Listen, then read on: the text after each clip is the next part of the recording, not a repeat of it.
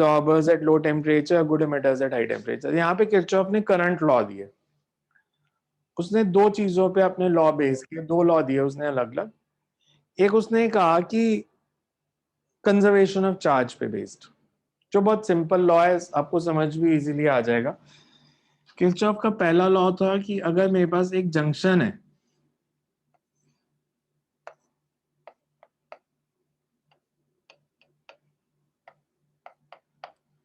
उसने कहा sum of all the currents entering और leaving a junction should be zero. साथ में उसने एक साइन कन्वेंशन दी, उसने साइन कन्वेंशन दी कि current entering the junction should be taken as positive, current leaving the junction should be taken as negative. तो यहाँ पे इस जंक्शन पे करंट एंटरिंग कौन सी है? I1। तो उसने कहा I1 को तो पॉजिटिव लेना है, I2 और I3 को नेगेटिव लेना है क्योंकि वो लीव कर रहे हैं। तो बेसिकली ये law of conservation of charge ही है, जितनी करंट एंटर करेगी उतनी लीव भी करेगी। यस इस जंक्शन पे, because it's not a charge storing device, जितनी करंट एक साइड से आएगी दूसरी साइड से उतनी लीव कर जाएगी। That was law. दूसरा उसने लॉ बेस किया अपना एनर्जी कंजर्वेशन पे। उसने कहा कि अगर मेरे पास कोई क्लोज्ड सर्किट है, मैं कोई भी बना लूं जिसमें कोई any number of battery cell कैसे भी लगा लो जैसे आपका दिल करता है,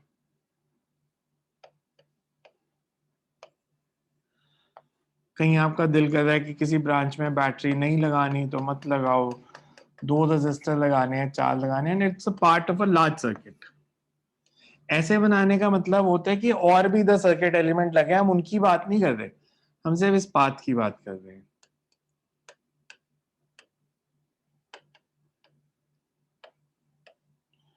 जब मैं कह देता हूं कि it's a part of a large circuit, तो करंट की डायरेक्शन कोई भी हो सकती है, जरूरी नहीं है कि करंट इधर से लीव ही कर रही हो सकता है करंट ऐसे फ्लो कर रही हो, क्योंकि यहां से आ सकता है, इधर हो सकता है, इधर कोई बड़ी बैटरी लगी हो इसके साथ में। तो ऐसे आपको सर्किट दिया है जिसमें कोई रैंडम करंट की डायरेक्शंस में मार्क कर लेता हूँ। तो इसमें करंट फ्लो कर रही है I1, इसमें करंट फ्लो कर रही है I2, इसमें I3, इसमें I4, ऐसे 4 ब्रांचेस में। बिकॉज ये part of a large circuit है तो ये सीरीज में नहीं है, बिकॉज इधर से कनेक्शंस हुए हैं कोई। तो किरचॉफ ने कहा कि summation E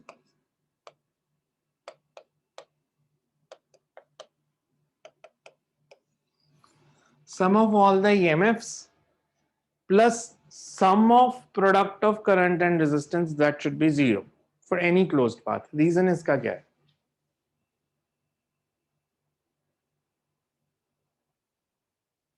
Why this law?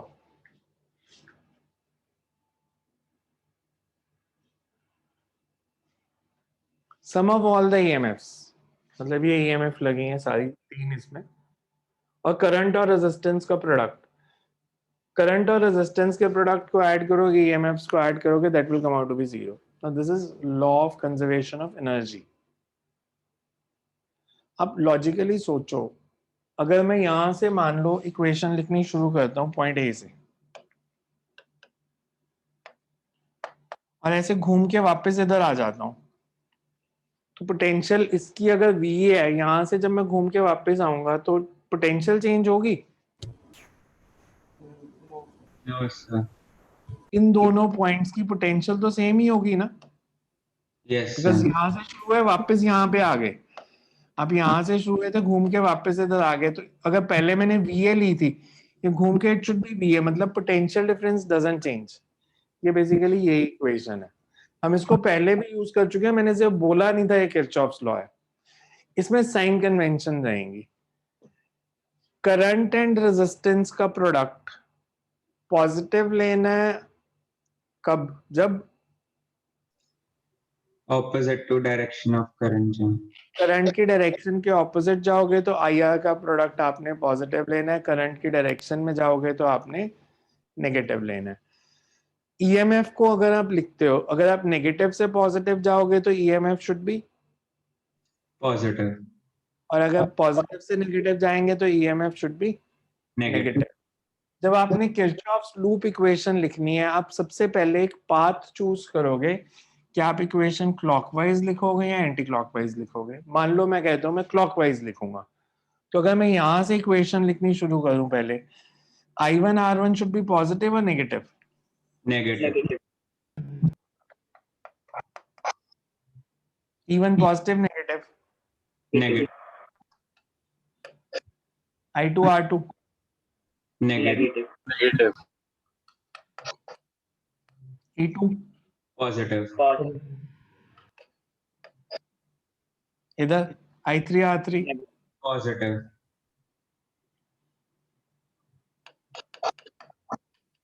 E3? Positive. I4 R4? Negative.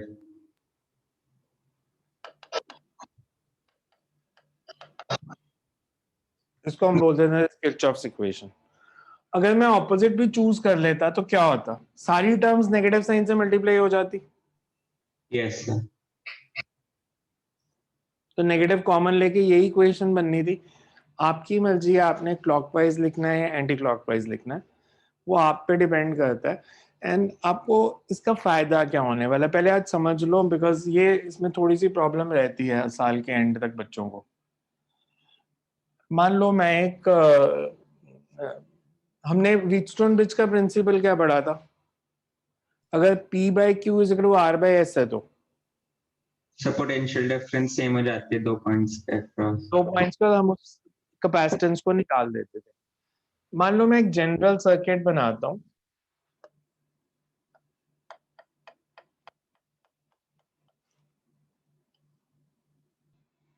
मैंने ऐसे एक जनरल सर्किट बनाया, इधर मैंने बैटरी लगा दी एक,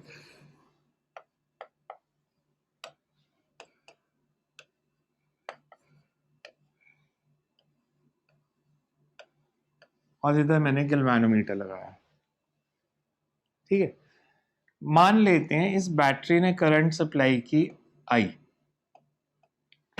यहां से इसमें चलेगी I1, इसमें कितनी करंट होगी?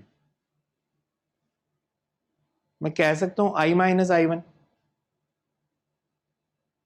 ठीक है, गलत?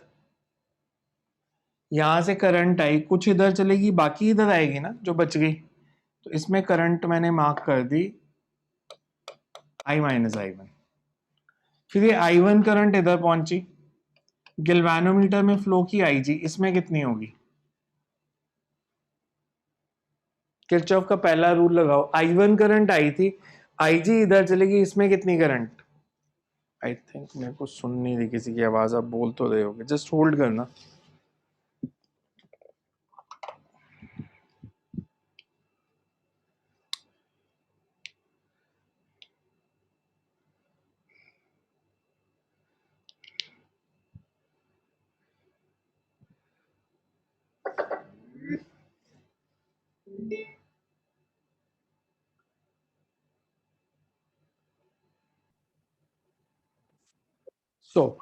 अगर गैल्वेनोमीटर में से IG करंट गई तो इसमें कितनी? I1 minus IG. I1 minus IG। अब हम इस जंक्शन को देखते हैं, यहां से कितनी current I? I minus I minus I1 इधर से plus IG. करंट एंटर करेगी, लीव करेगी इधर से? I minus I1 plus IG. ठीक है, इतना समझ में आया मैंने करंट कैसे मार्क की? Yes, sir. yes, sir. Points को भी मार्क कर लेते हैं।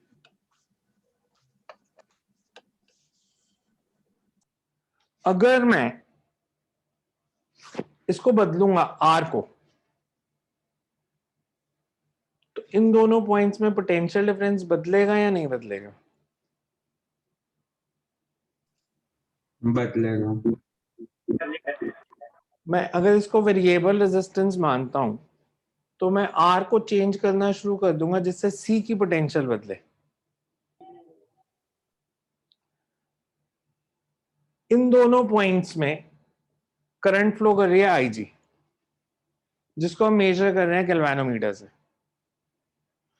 तो मैं आर को बदलना शुरू कर देता हूं, मैं आर को मान लो बढ़ाता हूं, रेजिस्टेंस को बढ़ाने से इस गैल्वेनोमीटर में, बिकॉज हमें बाकी तीनों के बारे में नहीं पता, रेजिस्टेंस को बढ़ाने से गैल्वेनोमीटर में या तो करंट बढ़ेगी या करंट कम होगी। तो मान लो मैंने आर को बढ़ाया तो गैल्वेनोमीटर में करंट बढ़ी, तो मेरे को वो ऑप्शन नहीं चाहिए, मैं चाहता हूं गैल्वेनोमीटर में करंट कम हो। तो आर बढ़ाने से ये बढ़ रही थी, तो मैंने आर को कम किया, आर को कम किया तो आई फाउंड कि जी भी कम हो गया, तो मैंने आर को और कम किया, आर को कम करते रहे जब तक इसमें करंट जीरो नहीं हो गई। तो तब जो कंडीशन बनेगी वो बैलेंस व्हीटस्टोन ब्रिज होगी। अब पहले मेरे को सिर्फ ये बताओ, ए बी सी ए, इस लूप की किरचॉफ्स इक्वेशन क्या होगी? A B C A clockwise लिखनी है।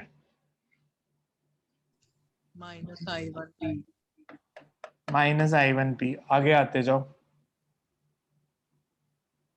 माइनस IG C2 ए गए तो plus I minus I1 into R। This should be zero, क्योंकि बैटरी तो कोई लगी नहीं है, ईएमएफ सोर्स था नहीं। Now what about this loop BDCB?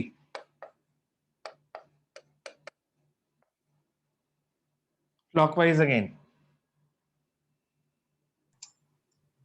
minus I1 minus IG Q minus I1 minus IG into Q plus plus I minus IG plus into minus I1 plus IG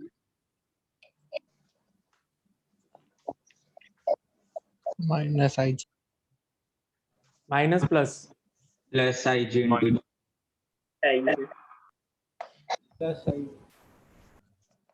ये देखो, ये दोनों इक्वेशन सबको समझ में आ रही है कैसे लिखी है? yes सर सर वहाँ पॉजिटिव क्यों है, एक बार वो बता दो। कहाँ पे? प्लस आई जी जी वो डायरेक्शन ऑपोजिट है ना इस करके आप C से B जा रहे हो, C से Okay, B sir. जा रहे हो तो करंट हायर से लोअर आती है ना, आप लोअर से हायर जा रहे हो तो पोटेंशियल बढ़ेगी। अच्छा, मैंने कहा कि R को वेरी किया, तब तक वेरी किया जब तक गैल्वेनोमीटर में से करंट जीरो नहीं हो जाती। अगर गैल्वेनोमीटर में से करंट जीरो हो गई तो फर्स्ट इक्वेशन क्या बनी? अगर IG जीरो है तो minus I1P plus I minus I1 R this should be zero. Second equation क्या बनी अगर IG जीरो है तो? Minus I1 minus IG Q IG plus तो जीरो है, IG तो जीरो है। Yes Minus I1 minus I1 Q और plus I minus I1 S। मैं इनकी रेशियो लूं तो क्या आ गया? मैं इसकी रेशियो लूं तो क्या है? ये बने ना I1P अपॉन I1Q।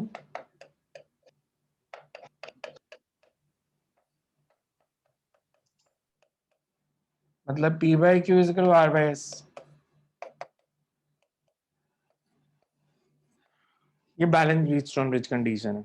हमने कैपेसिटेंस में क्या यूज किया था कि अगर P by Q is equal to R by S है तो B और C की पोटेंशियल सेम है, उसके बीच में कैपेसिटेंस का कोई रोल नहीं है। व्हीटस्टोन ब्रिज में हमने क्या प्रूव किया है कि अगर मैं किसी भी तरह इन दोनों पॉइंट्स की पोटेंशियल को सेम कर देता हूं तो ये रेशियो सेम होगी, P by Q will be equal to R by S। उसके ऑपोजिट, मतलब दोनों चीजें ट्रू है ना। आप ये बोलो कि P by Q is equal to R by S है तो पोटेंशियल सेम होगी, या आप बोलोगे अगर पोटेंशियल सेम है तो P by Q will be equals to R by S। तो ये उसका प्रूफ है जो हमने पिछले चैप्टर में यूज किया था। excuse me sir हाँ जी। सर जैसे वो मुझे नहीं समझ आया, जैसे जो आप कहते हैं ना कि रेजिस्टेंस बढ़ाने से पोटेंशियल करंट गैल्वेनोमीटर में कम होगी, वो कैसे हमें पता चला? मैंने क्या कहा था? मैंने दोबारा से मेरे वर्ड्स पे ध्यान दो। मैंने कहा मैं अगर रेजिस्टेंस बढ़ाऊंगा तो मान लेते हैं गैल्वेनोमीटर में करंट बढ़ रही है, मेरे को नहीं पता बढ़ेगी या नहीं बढ़ेगी, वो तो इस पे डिपेंड करेगा कि पी क्यू और एस की वैल्यू क्या है। ओके सर, ठीक है, मतलब हमने माना था, ठीक है सर। मतलब अगर बढ़ रही है, आपने उल्टा भी हो सकता था, मैंने रेजिस्टेंस को बढ़ाई तो गैल्वेनोमीटर में करंट कम होगी, मतलब मैं सही चीज कर रहा हूँ, मेरे को अल्टीमेटली जीरो करनी है, तो मैं और बढ़ा दूंगा, वो और कम हो जाएगी जब तक वो जीरो नहीं हो जाती। तो हमें वो एक्सपेरिमेंटली, मतलब इसके ना लैब में आपके प्रैक्टिकल्स भी हैं। लैब में जब आप प्रैक्टिकल्स करते हो तो उसमें आपको यही सिखाएंगे कि आप आर को बढ़ा के देखोगे, आर को बढ़ा के देखोगे तो फिर देखोगे गैल्वेनोमीटर में करंट बढ़ रही है या कम हो रही है। अगर बढ़ रही है मतलब हमने ऑपोजिट डायरेक्शन में जाना है, और अगर कम हो रही है मतलब उसी डायरेक्शन में जाना है जब तक वो जीरो नहीं हो जाती। बिकॉज अगेन आपने ये वाला टॉपिक इंपॉर्टेंट किस लिए है, आपके जो एंट्रेंस एग्जाम होने हैं, दो main exam, JEE Mains and NEET, इन दोनों एग्जाम्स में 20% वेटेज प्रैक्टिकल के सिलेबस की होती है, 80% वेटेज होती है जो आप थ्योरी में पढ़ते हो, जो भी आपने पढ़ा सारा 11th क्लास की थ्योरी या जो 12th की पढ़ रहे हो, 80% पेपर उसमें से आता है, 20% पेपर आपको आता है प्रैक्टिकल वाले सिलेबस से। और ये जो हम आज पार्ट शुरू किया मैंने, किरचॉफ्स लॉ, फिर इसके बाद हम पोटेंशियोमीटर पढ़ेंगे, मीटर ब्रिज पढ़ेंगे, ये सारे प्रैक्टिकल्स के पार्ट है। इनफैक्ट आपके 12th के रफली 40% प्रैक्टिकल्स इसी चैप्टर के हैं, करंट इलेक्ट्रिसिटी के। Verification of Ohm's law, meter bridge, potentiometer use करके इंटरनल रेजिस्टेंस निकालनी, सेल्स की ईएमएफ कंपेयर करनी। बिकॉज 12th के प्रैक्टिकल सिर्फ 3 चैप्टर्स में से आने हैं आपके। इलेक्ट्रोस्टैटिक्स का कोई प्रैक्टिकल नहीं पढ़ोगे आप, मैग्नेटिक का कोई प्रैक्टिकल नहीं पढ़ोगे आप, यहाँ तो करंट इलेक्ट्रिसिटी के पढ़ोगे या लाइट के पढ़ोगे, लेंसेज और मिरर्स के, यहाँ पे सीधा सेमीकंडक्टर्स के। सेमीकंडक्टर्स के भी शायद इस साल कट गए सिलेबस में से, तो ये इसलिए इंपॉर्टेंट हो जाता है बिकॉज करंट इलेक्ट्रिसिटी की वेटेज अलग से है, इसके क्वेश्चन वो प्रैक्टिकल पार्ट्स में पूछ लेते हैं। तो ये वाला जो पार्ट है जो मैंने अभी शुरू किया आज किरचॉफ्स लॉ से, और मे बी कल और परसों 2 दिन और चलेगा, इसमें से आप एंट्रेंस एग्जाम में एक्सपेक्ट कर सकते हो कि आपको 2 क्वेश्चन आएंगे मिनिमम 3 क्लासेस में से। तो आप ये 2 क्वेश्चन अच्छे से पक्के कर सकते हो, और इजी होते हैं, बहुत ज्यादा टफ क्वेश्चन नहीं आते। तो करंट इलेक्ट्रिसिटी के इस पार्ट में से, वैसे भी आप अगर बुक में भी देखोगे तो करंट इलेक्ट्रिसिटी के 2 पार्ट्स किए होते हैं, current electricity 1 and current electricity 2। अभी तक मैं करंट इलेक्ट्रिसिटी 1 पे था, उसमें मैंने कुछ पार्ट छोड़ा है, variation of resistance with temperature, resistance in series and parallel, उसमें से नॉर्मली पेपर नहीं आता, पेपर इसी पार्ट में से आता है, पार्ट बी में से। Kirchhoff's law, potentiometer, meter bridge, सारा का सारा, मतलब इसमें से बोर्ड में से 7 मार्क्स का पेपर आना है। तो आप इजीली कह सकते हो अभी तक जो पढ़ा है उसमें से 2 नंबर का है, अब जो पढ़ना शुरू किया उसमें से 5 नंबर का पेपर होगा। 7 मार्क्स का आता है total current electricity. Excuse me sir. हाँ जी सर, प्रैक्टिकल वाले में क्या होता है, मतलब कैसे क्वेश्चंस होते हैं प्रैक्टिकल में? आपने मतलब जो 11th के प्रैक्टिकल्स आपने तो किए नहीं, खैर आप तो पूरा साल स्कूल ही नहीं आया कोई भी बच्चा, बट प्रैक्टिकल्स 11th क्लास के नॉर्मली सारी चीजें आपने थ्योरी में पढ़ी हैं एक्सेप्ट 3 प्रैक्टिकल्स। स्क्रू गॉज आपने थ्योरी में नहीं पढ़ा, वर्नियर कैलिपर्स आपने थ्योरी में नहीं पढ़ा, और स्फेरोमीटर आपने थ्योरी में नहीं पढ़ा। सोनोमीटर एक एक्सपेरिमेंट है, पर उसमें फॉर्मूलाज जो हैं वो स्ट्रिंग्स वाले यूज होते हैं जो वेव्स में पढ़े थे। फिर एक आपका रेजोनेंस ट्यूब का एक्सपेरिमेंट है, उसमें फॉर्मूलाज जो यूज होते हैं वो यूज होते हैं जो आपने क्लोज्ड ऑर्गन पाइप के पढ़े थे।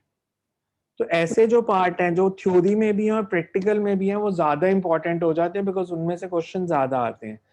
तो वेव्स के चैप्टर में से ऑर्गन पाइप्स और स्ट्रिंग्स इंपॉर्टेंट है, सिंपल पैंडुलम इंपॉर्टेंट है बिकॉज पैंडुलम का एक्सपेरिमेंट भी है। पर आपको स्क्रू गॉज और वर्नियर कैलिपर्स ये सारी चीजें आनी चाहिए, हम उसको सॉर्ट आउट कर लेंगे, उसकी ज्यादा टेंशन ना लो, स्कूल नहीं भी गए तो, बिकॉज ये पैनल्स का फायदा हो जाता है, बिकॉज हम बहुत इजीली वीडियो कोई निकाल लेंगे जिसमें स्क्रू गॉज प्रॉपर दिख सकते हैं, वीडियो स्क्रू गॉज को, और कैसे उस एक्सपेरिमेंट को करते हैं, कैसे डायमीटर निकालते हैं वायर का, या कैसे किसी ग्लास की डेप्थ निकालनी है वर्नियर कैलिपर से, उस पर किस तरह के क्वेश्चन आते हैं, बिकॉज आपने वो कभी डिवाइस हाथ में पकड़ के यूज नहीं की, तो आपको जब डायरेक्ट क्वेश्चन आ जाता है तो मुश्किल होती है। सिमिलरली ये मैं थ्योरी तो पढ़ा दूंगा, बट फिर भी अगर स्कूल अभी भी मेरे को लग नहीं रहा, अभी सितंबर अक्टूबर तक, तो बट अगर नहीं लगेंगे स्कूल तो इसके प्रैक्टिकल्स भी आपको समझाने पड़ेंगे कि इसके प्रैक्टिकल्स कैसे करते हैं, because that will be used in entrance exam also. कि आपको एटलीस्ट अपरेटस की फील हो कि इस तरह का अपरेटस होता है और ऐसे एक्सपेरिमेंट करते हैं हम। जैसे जो एंट्रेंस एग्जाम के हैं वो आप वैसे ही करवा देना सर, स्कूल तो जैसे जाना नहीं कभी। स्कूल तो कभी जाना नहीं कभी। मैं उसके लिए दो काम कर सकता हूँ। देखो, एक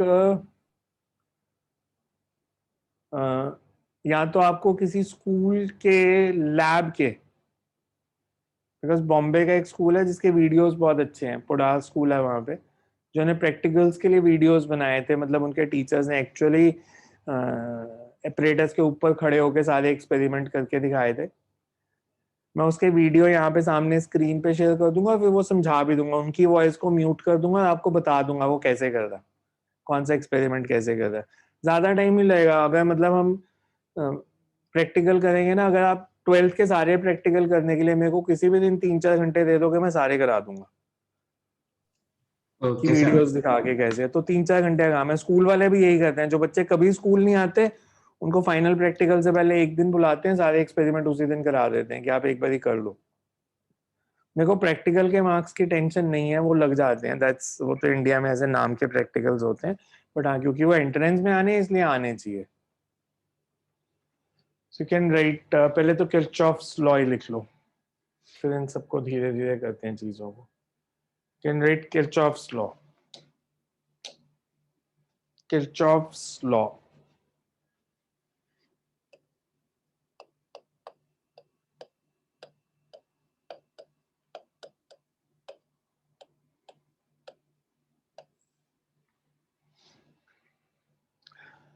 मतलब ये कम्प्लेक्स, इसका जो फायदा होने वाला है, मतलब जो सर्किट हमें देखने में बहुत मुश्किल लगते हैं, मान लो मैं आपको ऐसे बोलूं, उसे मेरे पास ऐसे 11 साइडेड क्यूब है।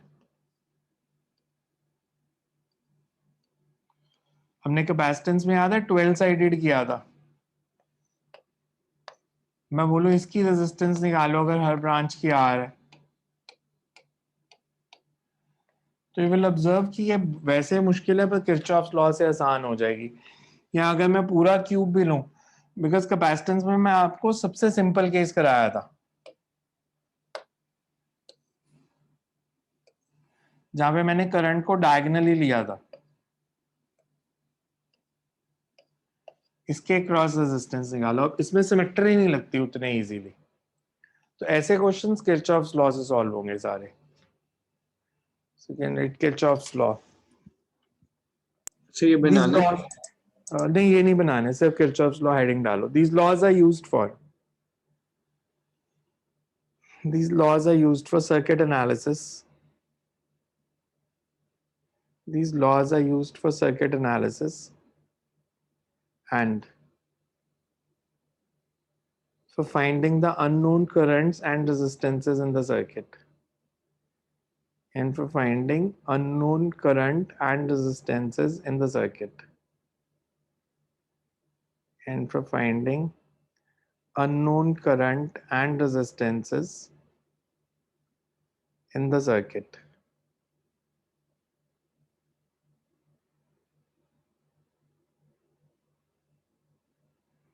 Unknown current and resistances in the circuit. First, you can write Kirchhoff first law, या इसको point rule भी कहते हैं। Point rule or junction law. Kirchhoff first law. You can also write it as point rule or junction law.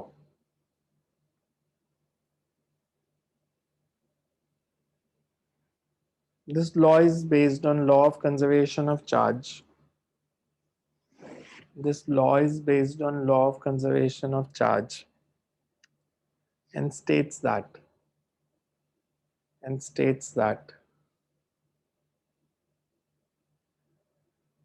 sum of all the currents entering or leaving sum of all the currents entering or leaving a given junction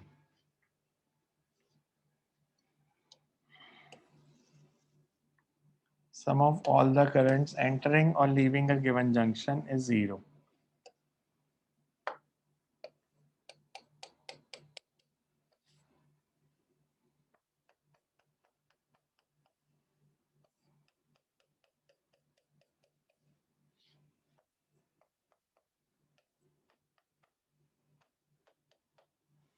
there is summation I is equal to 0. Summation I is equal to 0. Sign convention. Sign convention. Current entering the junction will always be taken as positive, and current leaving the junction is negative. Current entering the junction is positive and current leaving the junction is negative. For example, for junction P, equation क्या बनेगी? Enter कौन सी कर रही है? I1 plus I2 minus I3. You can say that. So आप इसको ऐसे भी लिख सकते हो. That is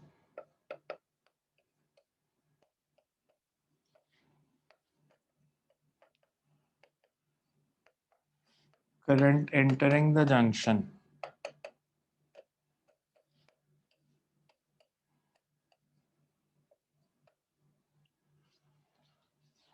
will always be equal to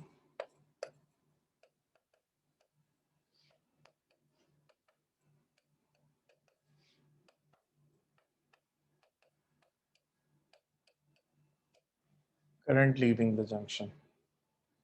Next is Kirchhoff's second law. Kirchhoff's second law or loop rule. Kirchhoff's second law or loop rule. It is based on law of conservation of energy and states that sir heading क्या थी? Kirchhoff's second law or loop rule. Kirchhoff's second law or loop rule. It states that sum of all the EMFs and sum of product of sum of all the EMFs and sum of product of current and resistance in a given loop. Sum of product of current and resistance in a given loop is always 0. That is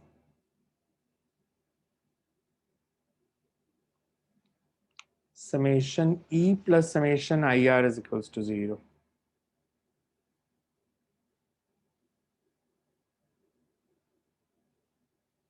Sign convention. Summation आपने क्या बोला था? Product of I R sum of all the EMFs plus sum of product of current and resistances in a given loop is 0. There is summation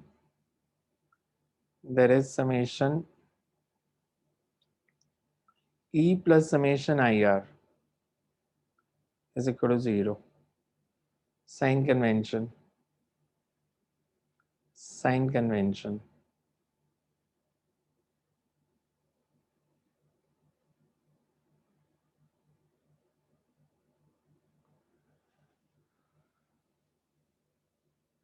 To write the Kirchhoff's loop equation,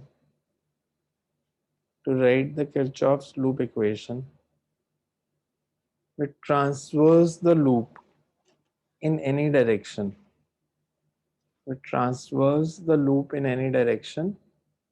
Either clockwise or anti-clockwise. Sir loop equation के बाद We transverse the loop either clockwise or anti-clockwise.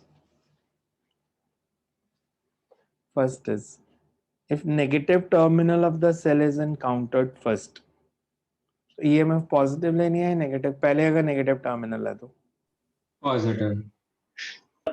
negative terminal of the cell is encountered first, then EMF is positive.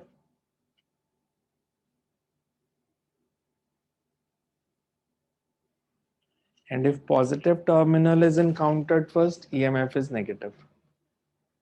And if positive terminal is encountered first, EMF is negative.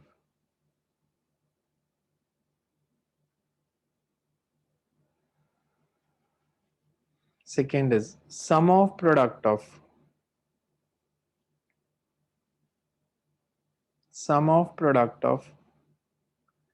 current and resistances. Sum of product of current and resistances is positive if it transverse opposite to direction of current, and negative if it transverse in the direction of current, and negative if it transverse in the direction of current. Sir एक बार repeat कर. Sum of product of current and resistances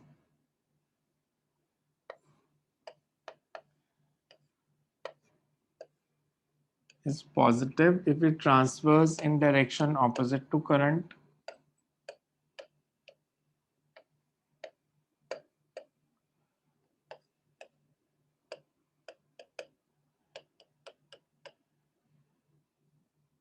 and negative if it transverse in the direction of current.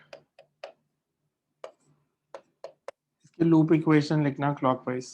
For example for circuit shown, एक जना बोले कोई यहां से लिखनी शुरू करनी है, प्लस E1 माइनस E1. पहले पॉजिटिव टर्मिनल आ रहा है,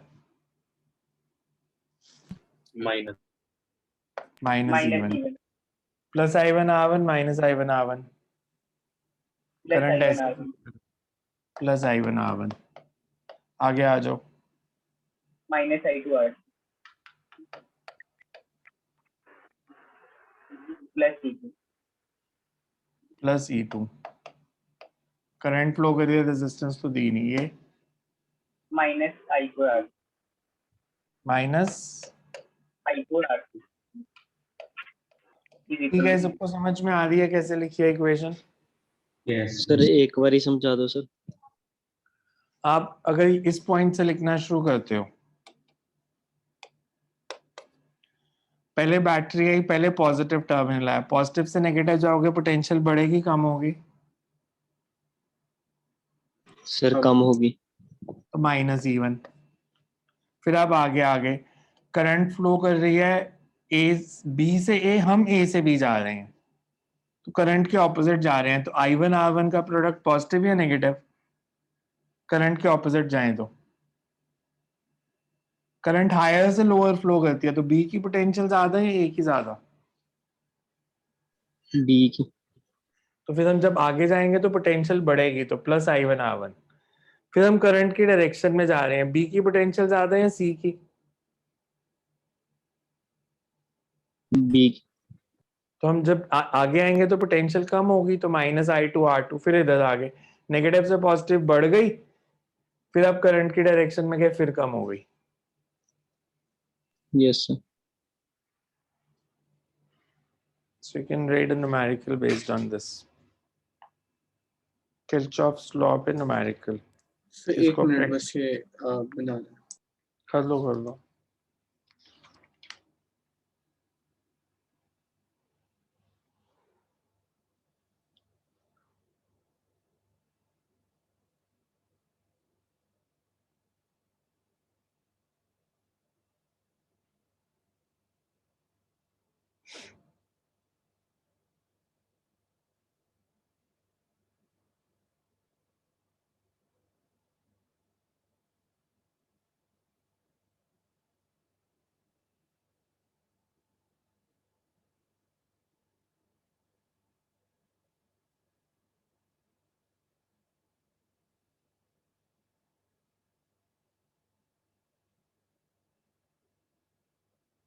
Click for question. Yes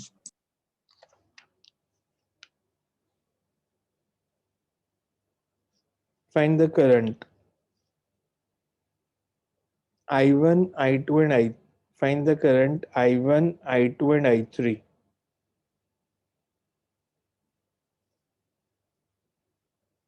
in the three branches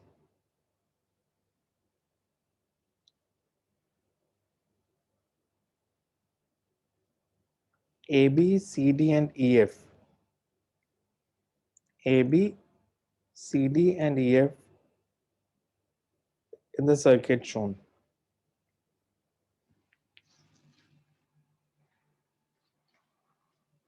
आपको सर्किट ऐसे दिया,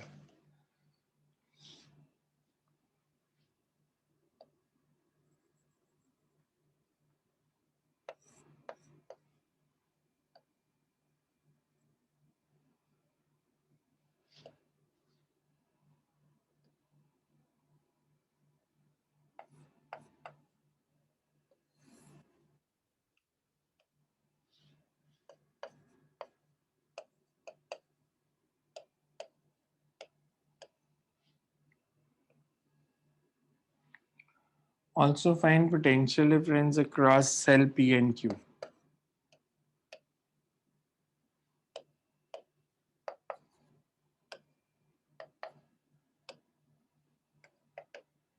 Kirchhoff's law, no other method.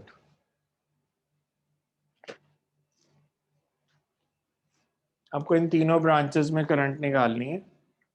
AB में कितनी करंट फ्लो कर रही है, DC में कितनी कर रही है, और EF में कितनी कर रही है।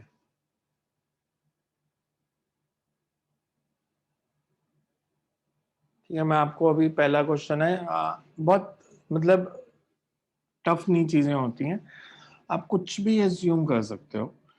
मेरे को नहीं पता इस ब्रांच में किधर करंट फ्लो करती है, तो आप रेंडमली ये ले लो कि पॉजिटिव टर्मिनल से I1 करंट फ्लो कर रही है। इसमें मैं ले लेता हूँ I2 करंट है, तो इसमें कितनी होगी? I1 I1 minus I1 minus I2। ठीक है, अब आप जब ये तो अभी सबसे पहला क्वेश्चन है, जब थोड़े कॉम्प्लिकेटेड सर्किट आएंगे आपको कई बार समझ नहीं आएगा कि आप करंट की डायरेक्शन कैसे लो। मतलब मैं I1 को ऐसे मार्क करूं या I1 को लीविंग मार्क करूं, कैसे करूं, आप कुछ भी कर लो जो आपका दिल करता है, उसकी टेंशन ना लेना। आपने जब सॉल्व किया और आपका लास्ट में आंसर मान लो I1 निकालना था और I1 नेगेटिव आ गया, उसका मतलब ये होता है कि आपने जो डायरेक्शन एज्यूम की थी उसके ऑपोजिट करंट फ्लो कर रही है। I1 नेगेटिव का सिर्फ इतना सा मतलब है। तो आप I1 कोई भी डायरेक्शन ले लो, अगर ये नेगेटिव आ गया तो मैंने करंट शो किया B2A, सॉल्व करके अगर नेगेटिव आ रहा है मतलब करंट A से B फ्लो कर रही थी। जैसे मैंने इसमें मार्क किया करंट फ्लो कर रही है E से F, ऐसे फ्लो कर रही है। अगर ये I1 माइनस I2 नेगेटिव आता है मतलब करंट F से E फ्लो करेगी। तो अब इक्वेशन लिखो पहले फॉर लूप AC, इस लूप की, इन दोनों की इक्वेशन लिखो। फॉर लूप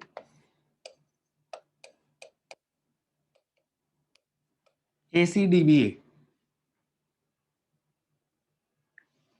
इधर तो कुछ है नहीं, इधर आ जाओ।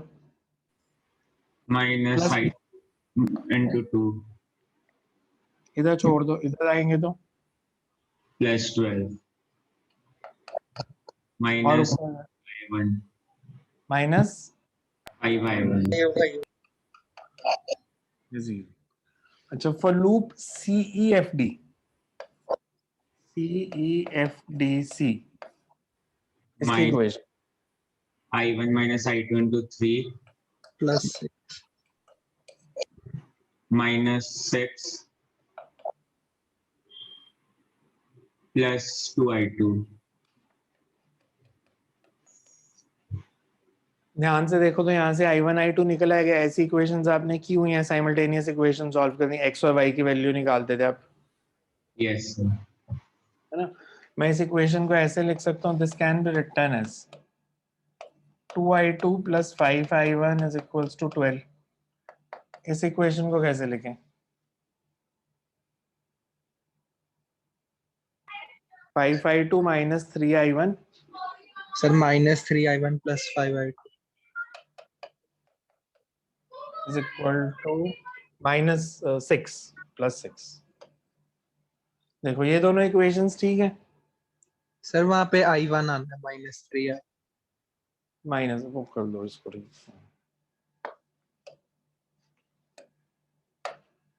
सो इन इक्वेशंस को सॉल्व करके I1 I2 निकालो तो तीनों ब्रांचेस में करंट आ गई, I1 I2 और I1 माइनस I2। देखो क्या आती हैं।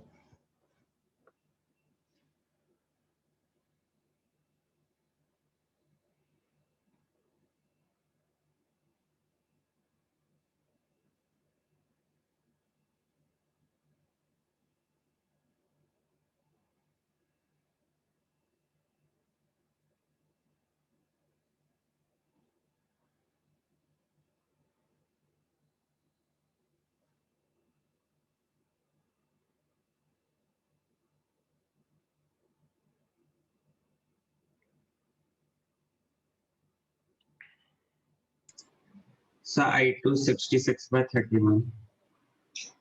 I2 sir I1 48/31. तीसरी 18/31 आ जाएगी अगर ये दोनों वैल्यूज आपकी ठीक हैं 66/31 और 48/31 तो तीसरी 18/31 होगी फिर यही आने सबके आंसर सर I1 48/. I1 48/31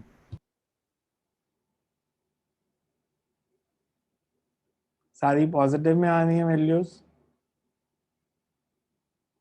या I1 माइनस I2 नेगेटिव में आ रहा है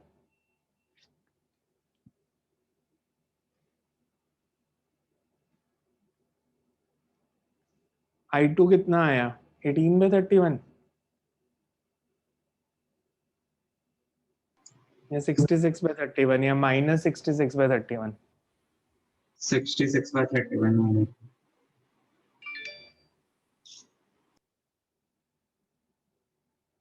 तो फिर I1 minus I2 minus 18/31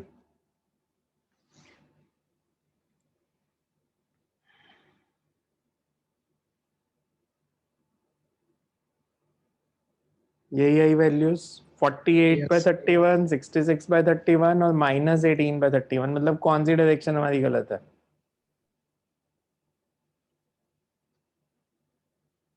negative में कौन सी वैल्यू आई है सर वो ऊपर वाली जो CE वाली गलत है सर. तो मतलब जो हमने I1 माइनस I2 लिया है वो हमारी नेगेटिव में आ गई माइनस 18/31 मतलब वो E2F करंट फ्लो नहीं कर रही F2 ही कर रही है सो वो नेगेटिव साइन जब आपका आ जाएगा किसी भी करंट में उसका आप दोबारा से सॉल्व नहीं करोगे सिर्फ नीचे रीजन लिख दोगे negative sign signifies that current flows in direction opposite to that marked in the circuit negative sign signifies that current flows in a direction marked opposite to current flows in direction opposite to the one that is marked in the circuit मैं इसको ये एक method बताया आपको इस question के लिए मेरे को ये सब करने की जरूरत नहीं थी बिकॉज ये सिर्फ सिखाने के लिए बताया था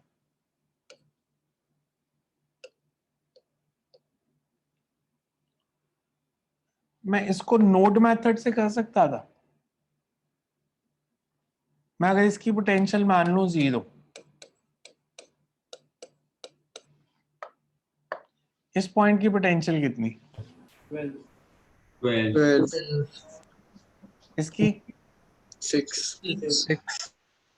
इसकी मान लेते हैं x x निकालना कितना आता है लगा सकता हूँ इस पे या नहीं लगा सकता है लॉ सर X निकालने के लिए I चाहिए.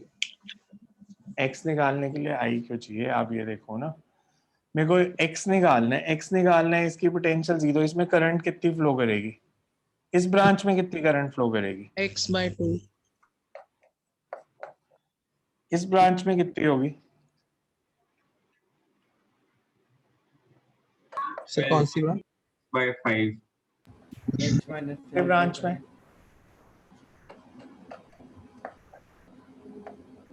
x minus 6/3. sum of all the currents leaving the circuit should be 0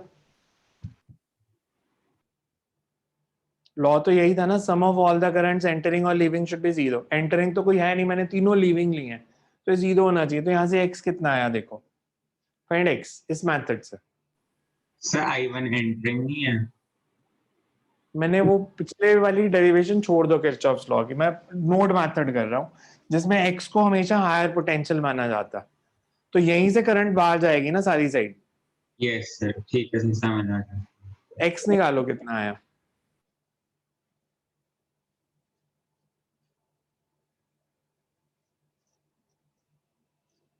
find x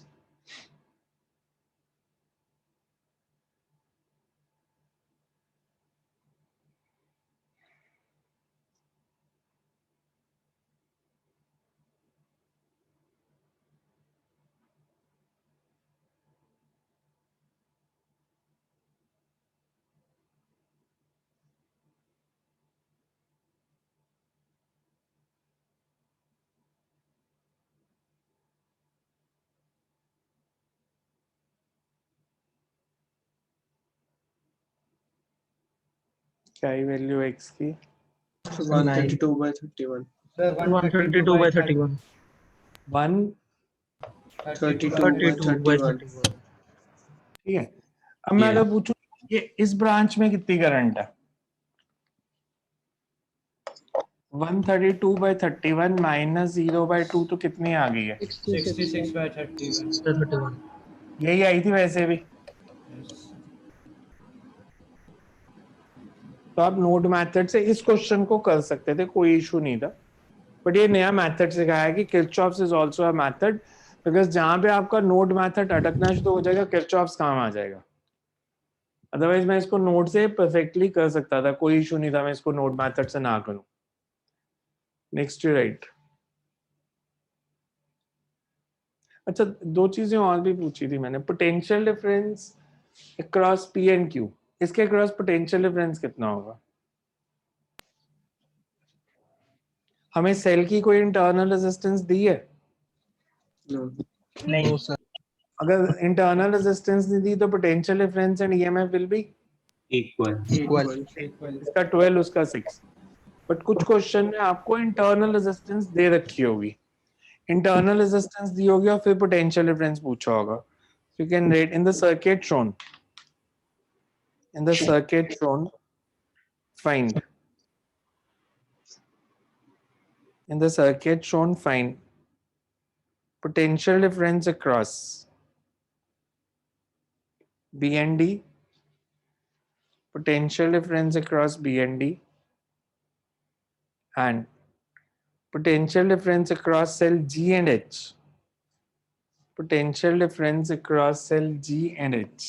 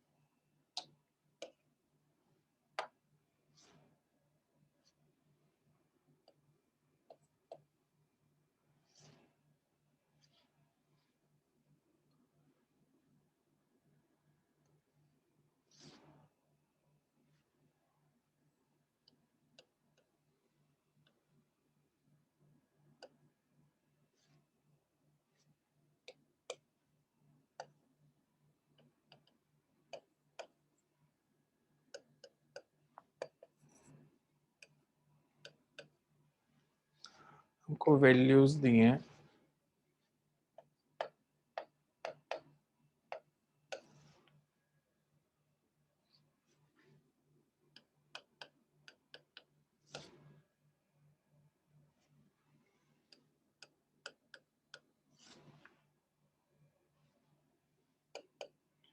मतलब इसका मतलब है कि इसकी 3 वोल्ट ईएमएफ है, 3 ओम इसकी रेजिस्टेंस है। ये 1 वोल्ट ईएमएफ है, 1 ओम इसकी इंटरनल रेजिस्टेंस है, 2 volt and 2 ohm internal resistance, 1 ohm and 1 ohm internal resistance. हमने बताना है potential difference across B and D. पहला काम जो हमें करना होता है, बिकॉज हमारे से गलती ना हो, तो जो रेजिस्टेंस ऐसे लिखी है इसको इधर ड्रॉ कर लो, मतलब इधर ड्रॉ कर लो या इधर ड्रॉ कर लो, बट इसके साथ सेल के साथ ड्रॉ कर लो। तो हमारा जो फर्स्ट स्टेप हमेशा रहेगा, इसको हम ऐसे रीड्रॉ कर देंगे सर्किट को, या मैं रीड्रॉ ही कर देता हूँ कि हमें सर्किट को जब रीड्रॉ करेंगे we will draw in this form.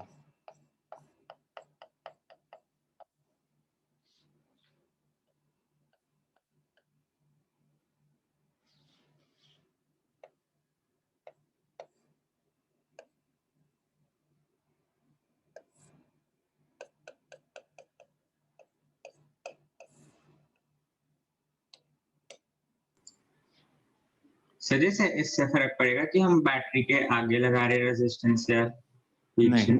उससे नहीं फर्क पड़ता, है तो उसी ब्रांच के अंदर ही ना। मैं इसको इधर लगाऊं या इधर लगाऊं, करंट तो सेम ही फ्लो करनी है।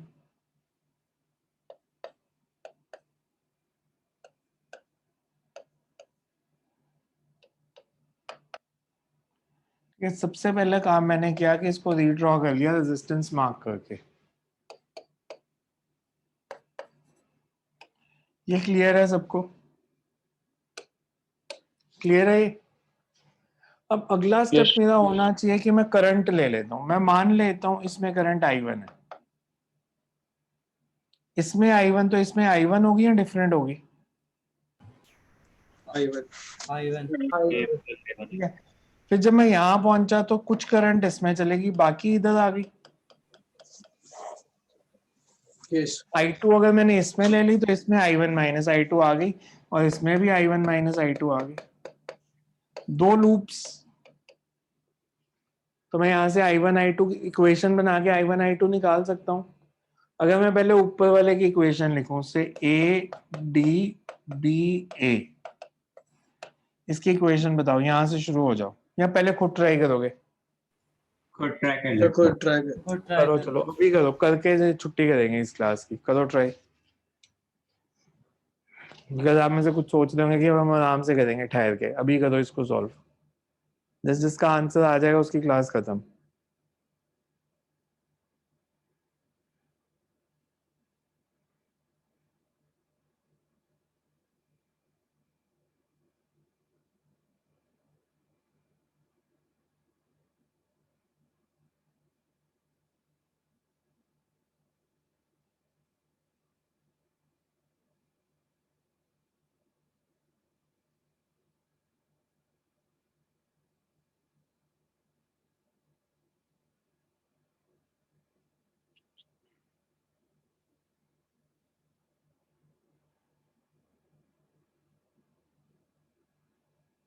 ये प्रैक्टिस वाला काम है। जितनी प्रैक्टिस करोगे ना, प्लस माइनस की गलती होने के उतने चांस कम हो जाएंगे।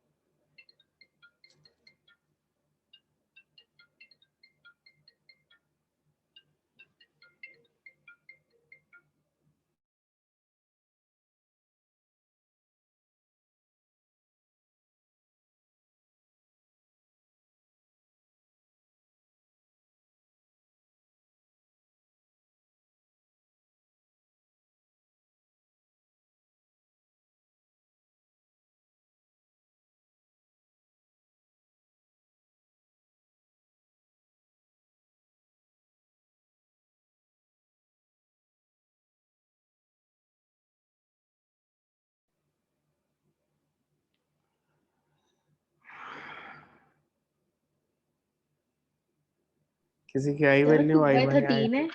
2 बाय किस 13 आ रहा है। किसकी वैल्यू आई 2/13? The potential difference between B and D. Potential difference between B and D 2/13। Good. किसका आया ये? सरगुन। सर मेरा ओके, सर 2/13 ठीक है बिल्कुल।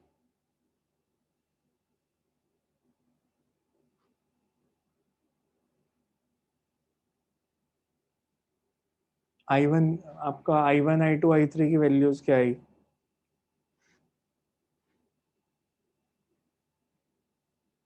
सर I1 5/13 आया है I1 और I2 5/13 है। I1 5/13, 6/13। सर 6/13 है I1। I1 6/13 है। और I2? सर वो उल्टा लिख बोल दिया मैंने। वो I2 वो 5/13 था एक 5/13, एक 6/13 और और एक एक 1/13। 6/13। ठीक।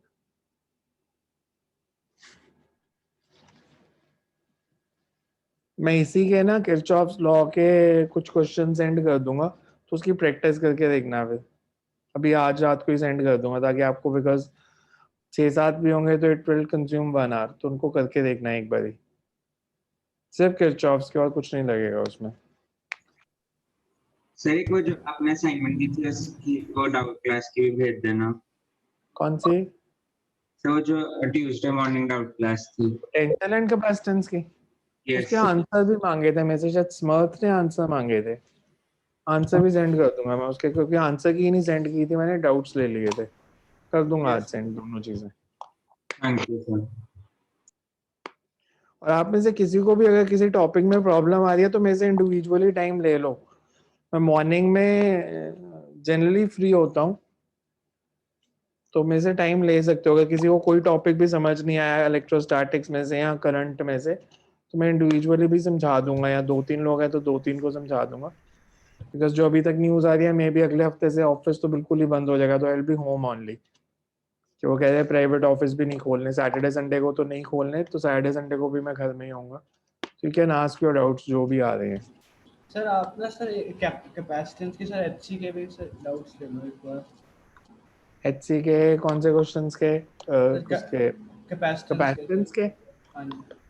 रख लेते हैं। अब या तो हम एक काम करते हैं, थोड़ा सा ये करके ना, ये वाला पार्ट करंट इलेक्ट्रिसिटी का थोड़ा सा सिलेबस आगे बढ़ाने की जगह पहले पीछे के सारे डाउट्स क्लियर कर लेते हैं। सर एक गॉस की असाइनमेंट के भी 2-3 थे सर।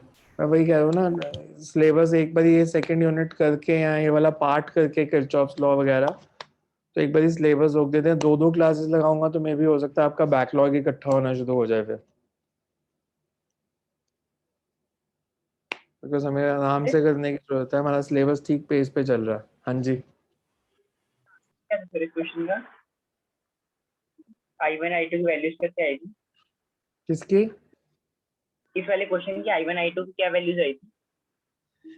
I1 की वैल्यू आई थी 6/13 और I2 की आई थी 1/13 और I1 माइनस I2 की 5/13। तो जिनकी नहीं है इसलिए वो चेक करना। एंड 5/13 आ रही है। किसकी? I2 की 5/13 आ रही है। I2 आपने डीबी में लिया है? सर जो आपने मार्क किया है उसी को किया है। उसी के उसमें फिर I2 की वैल्यू जो आएगी वो 1/13 आएगी। Okay sir. ये अभी मैं सिर्फ 2 लूप वाले सर्किट कर रहा हूँ। आपको मुश्किल आनी शुरू होगी जब 3 वेरिएबल्स हो जाएंगे, 3 लूप बना दूंगा। तो उसके लिए एक मेथड मैं सिखाऊंगा, मैं इसमें भी लगा सकते हो 2 लूप वाले में भी।